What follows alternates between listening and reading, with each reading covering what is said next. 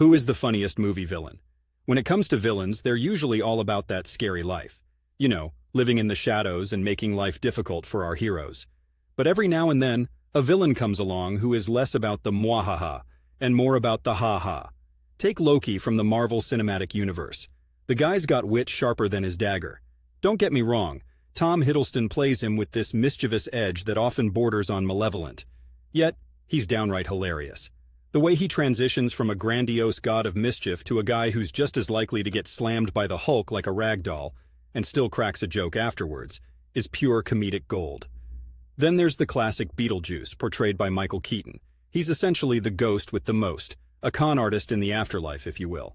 His tactics are all about chaos and pushing the envelope with his absurd humor. Yes, he's technically the antagonist in the movie, but Keaton plays him with such gusto that you can't help but chuckle, even as he's turning into a snake or terrorizing the Dietz family. Let's not overlook Dr. Evil from the Austin Powers series.